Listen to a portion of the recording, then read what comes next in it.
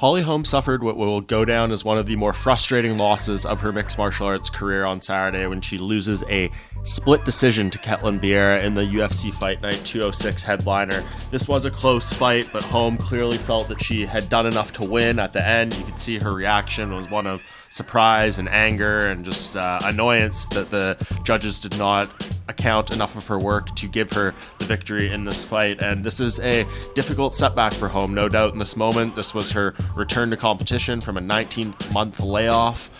She is 40 years old now, her first fight since turning 40, and I think this was a really important win if she wanted to get anywhere near a UFC title shot again. I don't think this 100% disqualifies that for the remainder of her career, but I do think it gets more difficult at this point than if she had won this one, and I think if she did get the win here, probably would have been in very good position to get a shot at the winner of Juliana Pena versus Amanda Nunes at UFC 277, but it does not go that way for Holm, and now she needs to kind of recalibrate and see what makes sense for her. I think she's obviously going to be willing to fight whoever the UFC puts in front of her, but in terms of what makes sense, who she hasn't fought yet, those kind of things, there's nothing extremely clear-cut.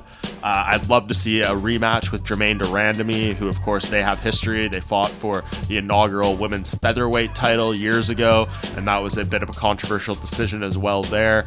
I don't know de Randamie's status. She says she's not retired, but she's currently not a part of the UFC rankings pool, so who knows if that's even a potential fight, but if it is, would definitely like to see it. Otherwise, I think you look down the rankings and see opponents Holm has yet to fight. Perhaps the winner of Aspen Ladd versus Sarah McMahon.